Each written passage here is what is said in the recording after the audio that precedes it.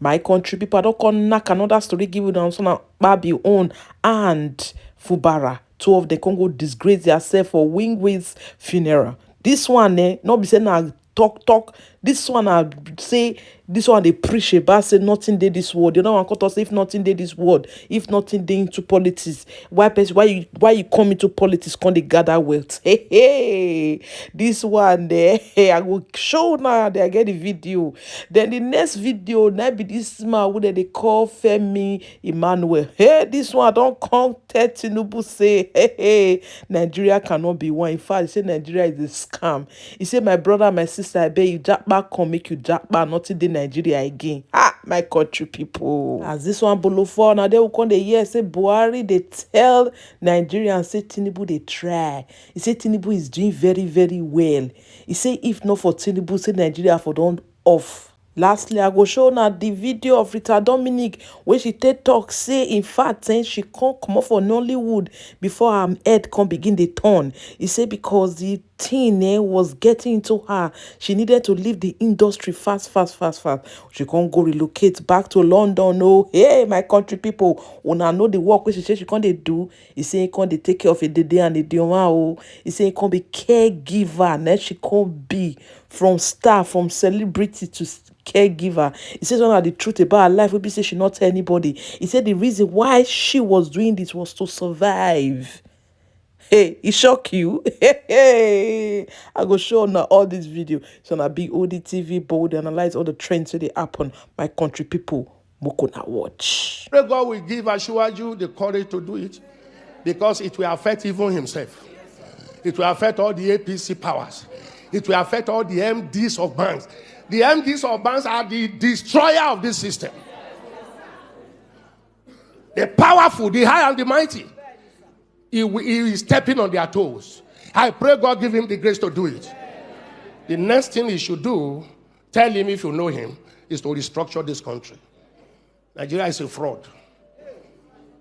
One particular tribe repressing the whole of us.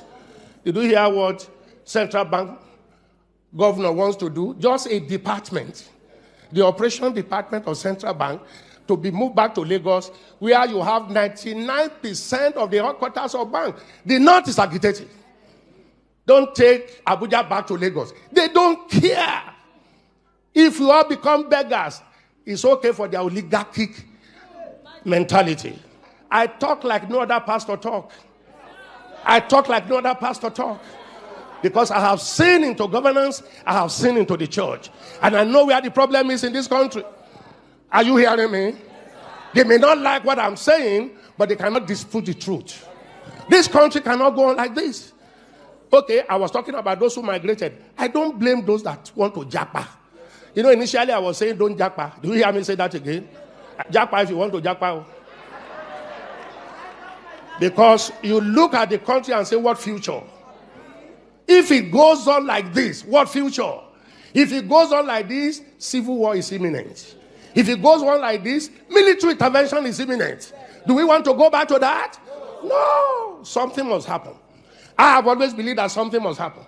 Do you see the way we pray in this church? Make Nigeria one. We don't pray. Nigeria is not one, and it can never be one. We are different nations tied together by force. We should still be one country, but let everyone govern himself the way he likes. Are you hearing me? Let the Niger Delta have their oil. Let the East have their resources. Let the Yoruba people have their resources. Let the North have their resources. Let them manage their security. Give them state police. Let everybody guard his borders. Let everybody generate his economy. Why must you generate oil in the Niger Delta and take it to the North? Why must we generate IGR here, or the VATs, and take it to the North? That generate nothing.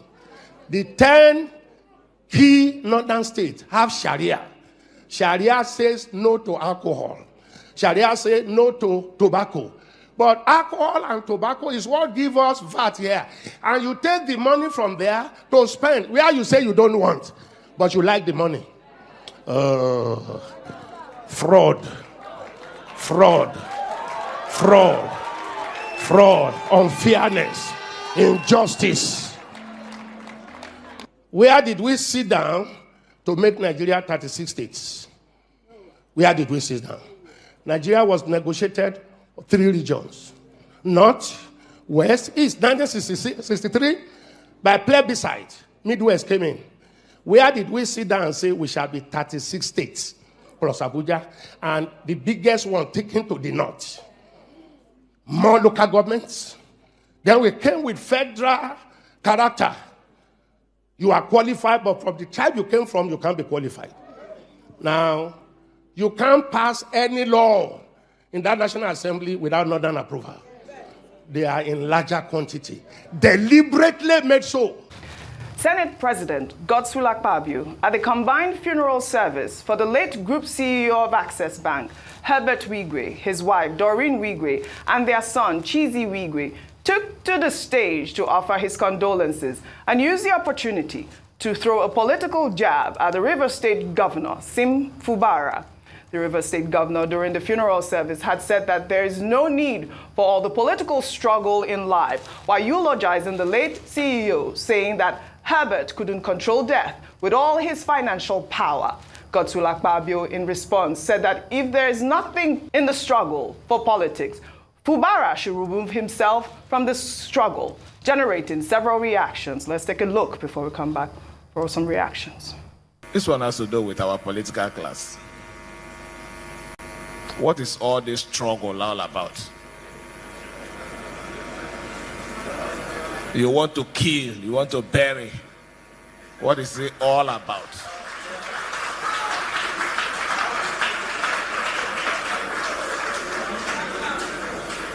This is a man. He's not a politician. He made his money through us, our investment. He has the world in his palm, financially. He controls even the political classes. But today, with all the power financially, couldn't control life. Is it not enough for us to ask ourselves, why are we struggling? Why are we not making impact in the life of our people? Just like Governor Fubara said, what is the struggle all about? I will answer you. The struggle, we are not talking politics. In 2006, I wanted to be a deputy governor.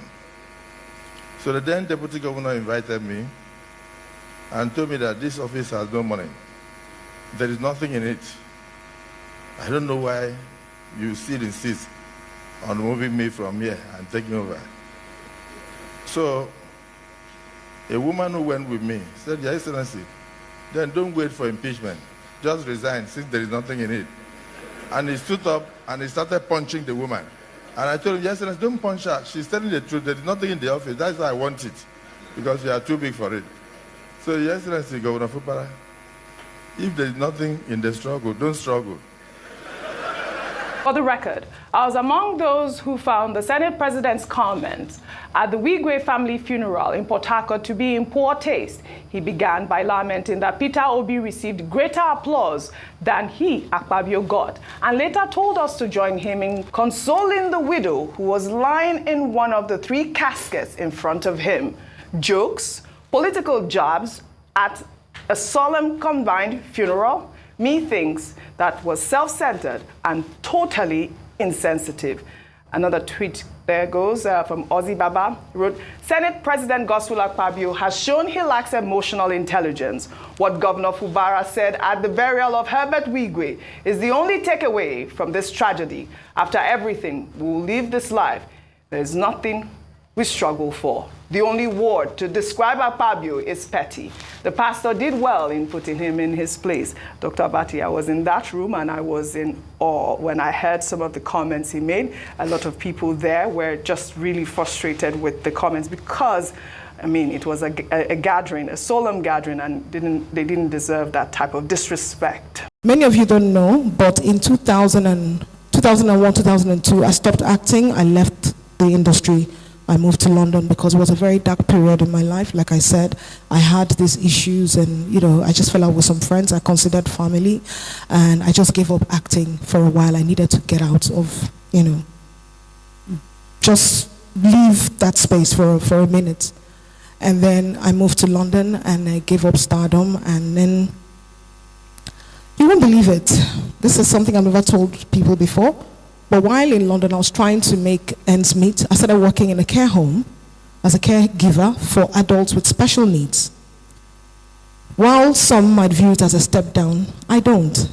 You see, taking care of others brought me joy and purpose at a time I needed it most. Because remember, I took care of my mother and my father when they were ill, because I was alone with them. And when I say taking care of, I'm talking about really taking care of. Because you see,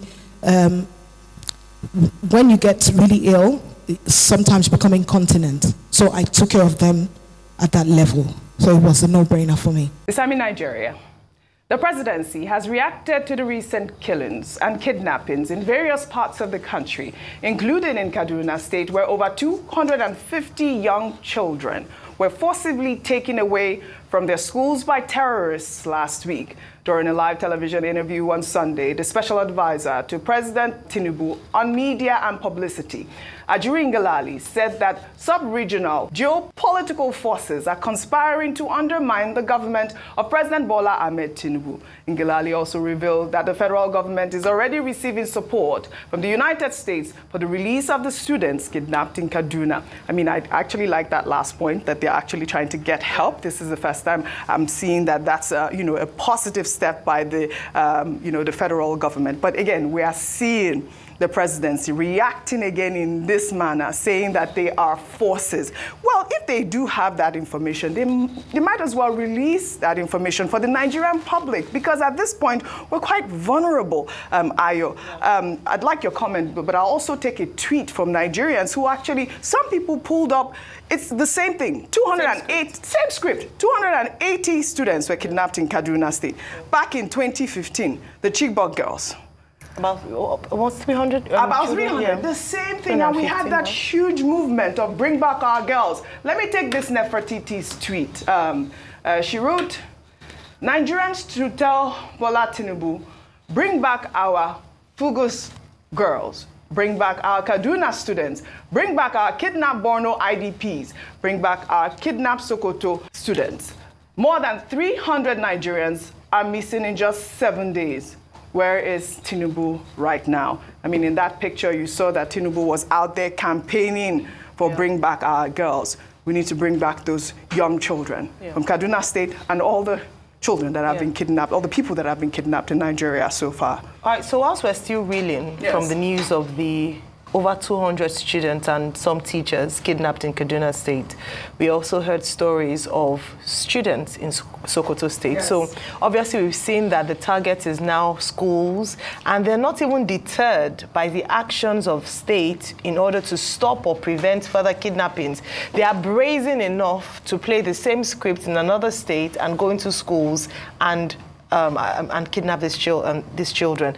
Yes, I hear what the president, special assistant to the president has said, advisor to the president has said, but I'd like to say something. Beyond giving us reasons and saying that there are powers that be or forces that be that are against the president who are responsible for this, that's not what is the concern of Nigerians. What we want to see is results. Yes. So whatever the reasons might be, I can understand him trying to explain the situation. But what Nigerians want is that the president is able to respond to whatever forces are rising against him, because at the end of the day, we have our young children being kidnapped, and we have a big threat, a direct threat to education in northern Nigeria. Yes. We heard earlier on, we had the guest who was saying that maybe we should now move. So we want to modify our actions to suit that of the insecurity situation in our nation, whereby we're saying, okay, let us move people away from that. And that is an admittance of absolute failure. The fact that you're unable to secure lives and property. So we now, in order to prevent